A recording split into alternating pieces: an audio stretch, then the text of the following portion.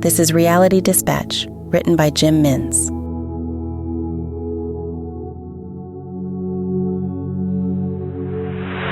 Astrid knew it was her the moment she walked through the door. Victoria escorted the customer to the available table and chairs at the rear of the cafe, and Astrid was tasked with taking their orders. She watched from the counter as the woman shuffled over with assistance from her daughter, a walking stick in her left hand, while she held on tight with her right. It was 11:30, and Southland Coffee was full of suburban regulars. "Just the usual for me, Astrid," said Kevin as he walked past the open window on his way to the newsagents. She wasn't paying attention. She never did. The expectation that his almond flat white with a teaspoon of honey would be there waiting for him on the windowsill remained. She stared as the woman made it to the table, assigned to her and her daughter, and sat down with difficulty. A pain shuddered through her face as it contorted from the bending of her legs. Astrid swallowed a buildup of saliva. She was transfixed on the mother and daughter, in a daze. She thought she had blocked out that memory. It happened years ago, in another part of the state. Far, far away from here. Far, far away from who she was now. "Astrid, are you able to serve table 3? Victoria asked as she went behind the counter to the barista machine to prepare the coffee order. "Okay, Kevin just walked past and will have his usual almond flat white." "Got it," she said, cleaning out the metal milk pot with boiling water. "Table 3 has given their coffee orders. They're just after food now."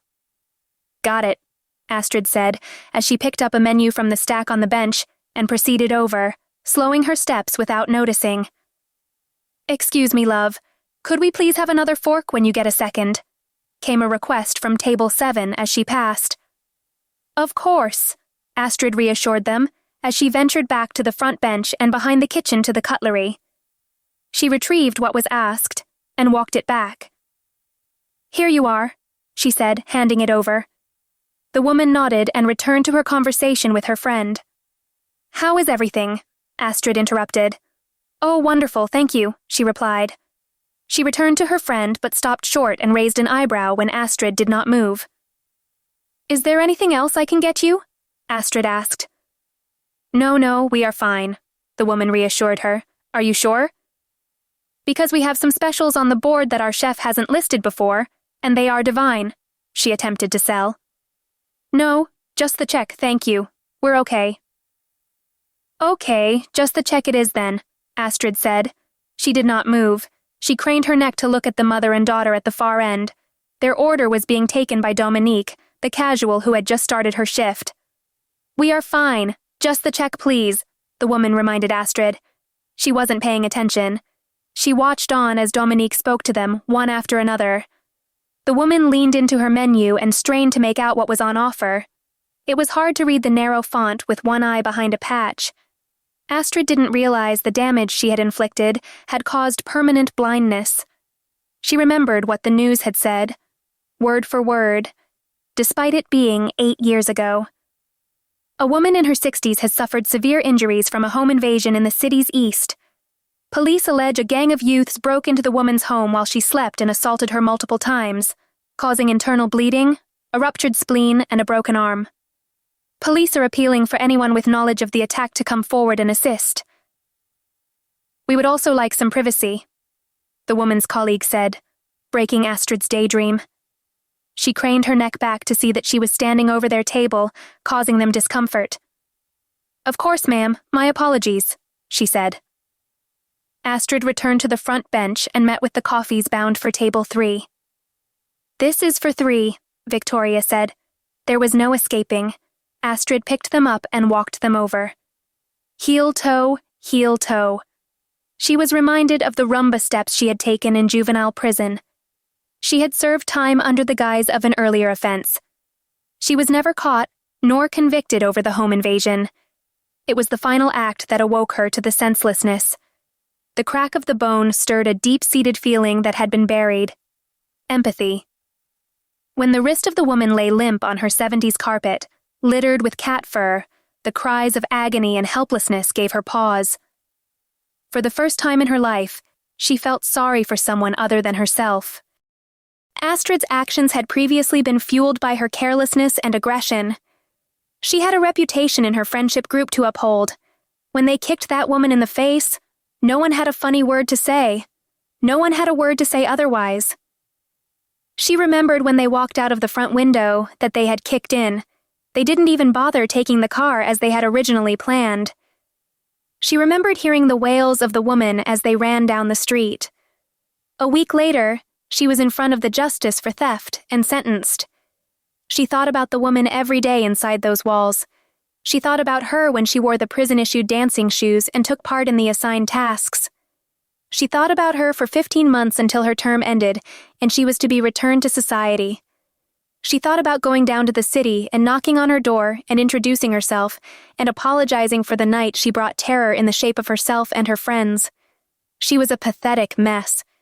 She had blocked out those memories. She had created a new persona of herself. Now, she was face to face with her evil acts once more. 2 coffees, Astrid said as she laid the cups down for the woman and her daughter. Thank you. My mom ordered hers extra weak and not as hot. Is that right? The woman in the eye patch nodded. Astrid was lost for words. She wanted to leave. She knelt over the table and touched the side of the mug. It felt lukewarm. Her finger brushed that of the woman's as she leaned over to pick it up for a sip. Astrid's spine tingled a rush of blood down her back. Her eyes widened and her cheeks blushed. She was welcome amongst these two, even if the relationship was transactional and based on service. Astrid was welcome and not reminded of the horrors for which she was once capable. The friendly tone in the daughter's voice and the lack of fear expressed by the mother were inviting, even if she had not earned it. Astrid wondered if she should introduce herself and let these two know her true identity.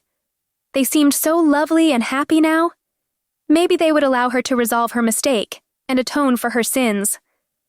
Oh, it is a bit too warm for me, love, the woman said as she placed the mug back down on the table. No worries, I'll go back and get another made up, Astrid said in a bright and friendly tone.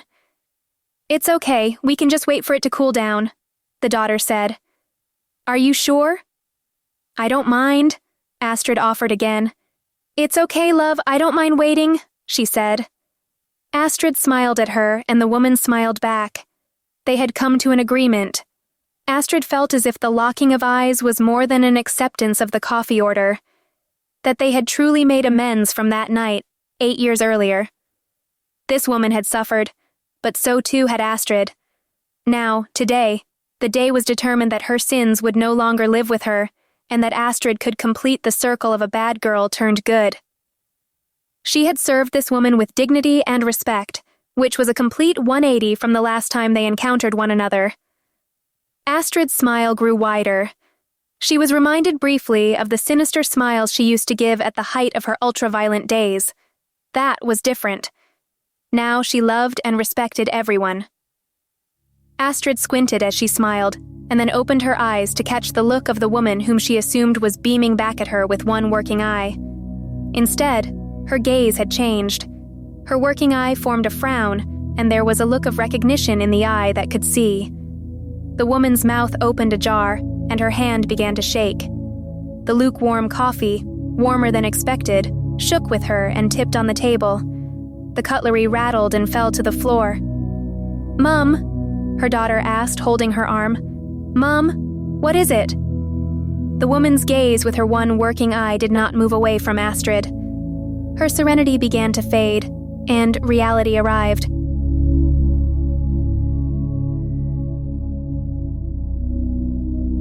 For more stories of fact-based fiction, head to jimmins.substack.com.